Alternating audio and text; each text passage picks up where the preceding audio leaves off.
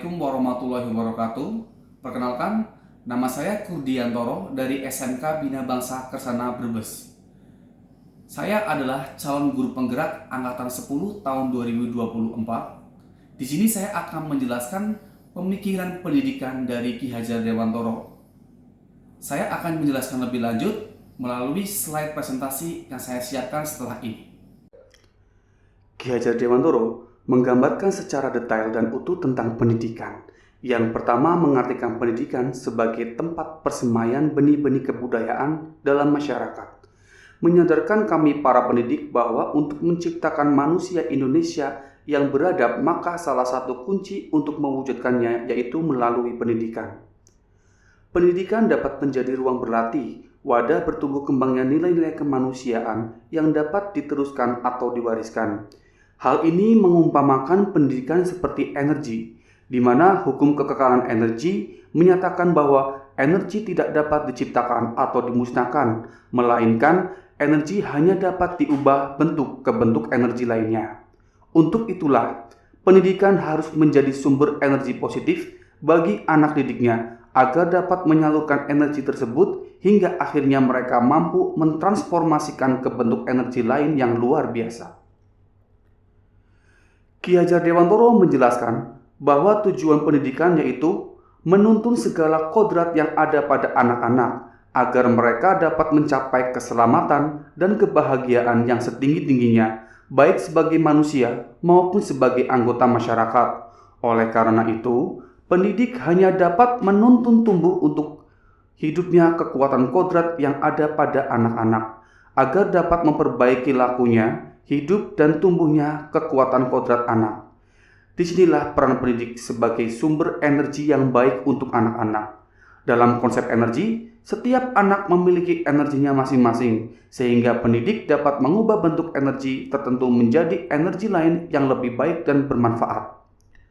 Dalam menuntun laku dan pertumbuhan kodrat anak, peran pendidik seperti sumber energi positif bagi anak. Jika energi yang ditransfer oleh pendidik positif, maka yang diterima anak-anak pun positif. Sama halnya Pak Tani yang merawat tanaman, baik atau tidaknya tergantung tangan atau perlakuan petani tersebut.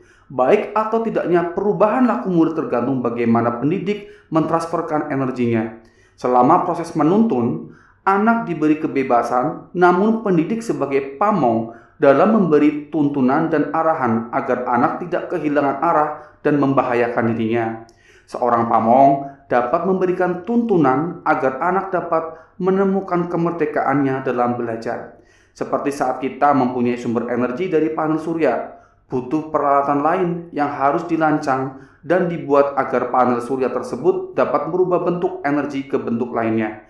Tidak akan terjadi hubungan singkat ataupun drop voltage jika perancang peralatan tersebut telah mendesain dan membuat dengan baik dan benar. Pemikiran-pemikiran Ki Hajar Dewantoro selanjutnya sangat relevan dengan kodrat alam dan kodrat zaman yang mengiringi kehidupan anak-anak. Artinya, pendidikan yang diberikan menyesuaikan dengan kondisi lingkungan atau potensi anak. Selain itu, juga harus mengikuti perkembangan zaman. Pendidik harus memberikan pendidikan yang sesuai dengan kebutuhan anak pada zamannya dengan memperhatikan potensi dirinya. Salah satunya dengan menerapkan pendidikan abad ke-21 dengan memanfaatkan teknologi maupun media sosial, namun sesuai dengan gaya belajar dan menggunakan tema yang relevan dengan kondisi lingkungan siswa. Pemikiran Ki Hajar Dewantoro selanjutnya adalah budi pekerti. Budi pekerti atau watak atau karakter merupakan perpaduan antara gerak pikiran, perasaan, dan kehendak atau kemauan sehingga menimbulkan tenaga. Proses pendidikan Ki Hajar Dewantoro di sini menekankan 3 hal utama, yaitu melatih panca indera, kehalusan budi pekerti, dan kecerdasan. Menurut beliau, pendidikan harus seimbang antara cipta, rasa, dan karsa. Pengembangan karakter atau budi pekerti tidak dapat tercipta begitu saja, harus melalui pembiasaan-pembiasaan, baik di lingkungan sekolah, lingkungan keluarga, maupun lingkungan masyarakatnya.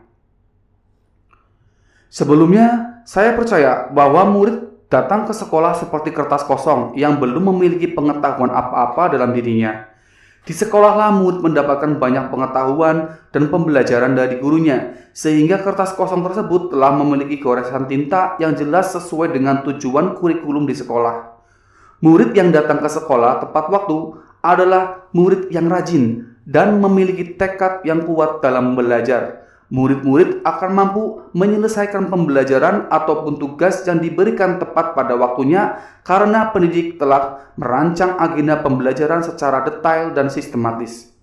Sebelumnya saya meyakini juga bahwa pembelajaran di kelas memerlukan peran guru yang sangat dominan di kelas, mulai dari membuat tujuan pembelajaran, menjelaskan materi dan latihan soal, hingga menarik kesimpulan pembelajaran hari itu.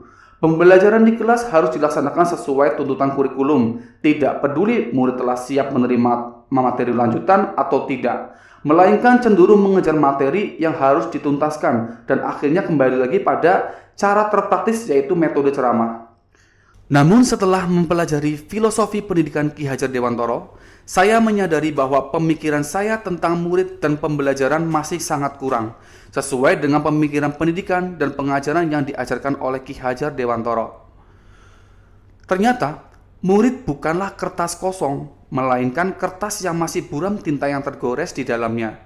Disinilah peran guru bagaimana menebalkan tinta buram tersebut menjadi tulisan yang jelas terbaca. Artinya, pada hakikatnya setiap murid telah memiliki bekal pengetahuan dan kemampuannya sendiri. Namun potensi yang ada tersebut perlu dilatih dan kembangkan hingga mereka menguatkan kodratnya dengan baik. Murid yang tidak datang tepat waktu ke sekolah bukan berarti mereka tidak memiliki tekad yang kuat dalam belajar. Disinilah saya mulai mencoba untuk dapat memahami kondisi murid, apa yang mereka hadapi dan alami dalam kehidupannya. Karena pendidik tidak melulu tentang mengajarkan materi, melainkan mendampingi setiap proses tumbuh kembangnya laku anak agar menjadi pribadi yang lebih baik. Tidak semua murid memiliki kemampuan dan kecepatan yang sama dalam memahami sesuatu. Disinilah saya mulai mencoba untuk mengelola pembelajaran agar setiap murid dapat melaluinya sesuai dengan kemampuan dan gaya belajarnya, memberi mereka ruang kreativitas belajar yang berbeda, hingga akhirnya mereka menemukan sendiri arti merdeka belajarnya. Guru bukanlah sumber utama atau satu-satunya tentang pembelajaran. Kita perlu mengeksplorasi beberapa sumber informasi yang dapat mereka gunakan. Artinya, pendidik sebagai pamong yang menuntun dan mengarahkan segala potensi yang ada pada diri murid menjadi hal yang akan bermanfaat untuk kehidupannya, baik sebagai individu maupun sebagai masyarakat. Setiap murid memiliki kebutuhan belajarnya masing-masing. Disinilah saya mulai mencoba memahami apa yang sebenarnya mereka harapkan setelah melalui proses belajar bersama dengan saya. Kemudian sebagai pendidik, kita harus tahu, mendidik atau mengajar tidak cukup hanya berbekal ilmu saja. Harus disertai cara mendidik atau mengajar yang baik dan benar. Yang kita hadapi adalah manusia yang punya jiwa, perasaan, dan kesopanan. Kemudian dalam mendidik kita juga perlu menentukan cara untuk mendidik. Kita harus memperhatikan fase atau umur dari setiap anak. Kita harus tahu juga membedakan cara mendidik anak-anak, remaja, dan juga dewasa.